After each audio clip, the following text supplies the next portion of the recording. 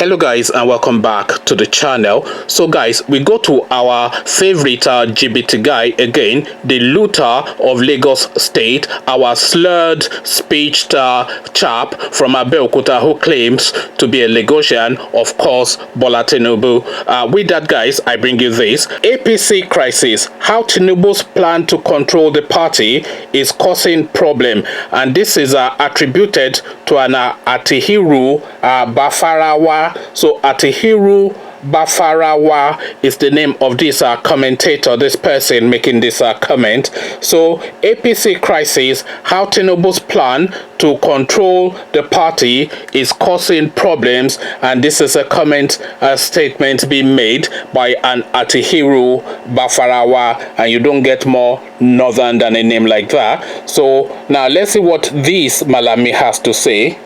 Atihiru Bafarawa, former governor of Sokoto State, has said the crisis in the All Progressive Congress APC was due to the plan of its national leader, Bola Tinubu, to fully control the party. Speaking recently, the former governor also insisted that the insincerity of Tinubu and other APC leaders was responsible for the crisis in the party. He claimed that shortly after the APC was registered, Tinubu decided on admitting erstwhile state governors elected on the platform of the PDP with the provision that the entire structure of the new party in their respective states should be handed over to the newcomers. The former presidential aspirant on the platform of the People's Democratic Party PDP said whilst the decision to reward the 5 defecting PDP governors from Adamawa, Kano, Kwara,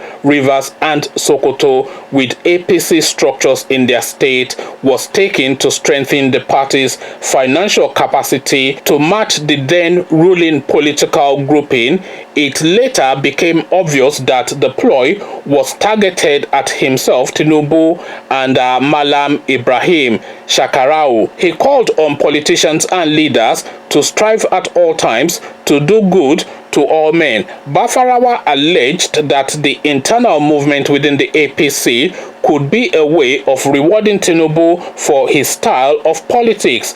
Those who noticed that he, Tinubu, was cleverly manipulating the party for his own interest seemed to be moving against him. So now this movement against Tinubu is obviously now clear and obvious. We can now clearly see now that there is a movement internally against Tinubu, especially and particularly from the north and by the northerners. There's absolutely no question about that, because anybody that reads politics can see clearly that there is this movement against this chap, because of course he's aspiring to be the next Nigerian president, and the northerners are really looking for a way to hold on to power beyond 2023. So this is the state of play, and their movement really in actualizing their want, the northerners that is, their movement in actualizing their want is really to move against Tinubu, because Tinubu is really the only real obstacle to the fulfillment of that wish, that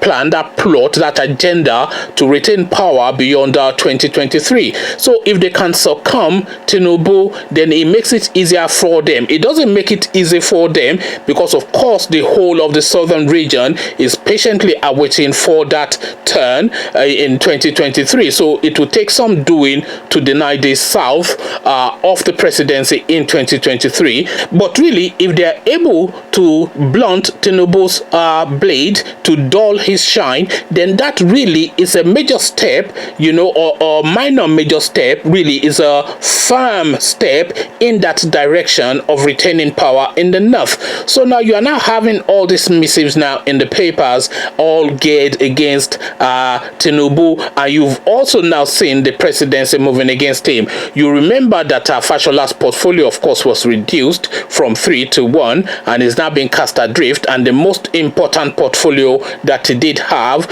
which was the power, the electricity portfolio, was of course taken away from him. Fashola, of course, is a Tinubu boy, so his wings were clipped there, and we of course know what is going on regarding the vice president also. All the movements against him, his wings are also being clipped. So now we now see all of these things going on. We've seen El-Rufai go to Lagos State to give a speech that was clearly directed at Tinubu. So that's going on also. And El-Rufai also recently had a tweet on his Twitter handle that was clearly geared and directed at Tinubu, because it was actually using an Yoruba idiom, a Yoruba adage, to speak exactly to the Yoruba people. And of course, when he's speaking to the Yoruba people, he's really speaking in the direction of Tinubu. So now we now have this now latest missive in what is now clearly an ongoing campaign now that is slowly trickling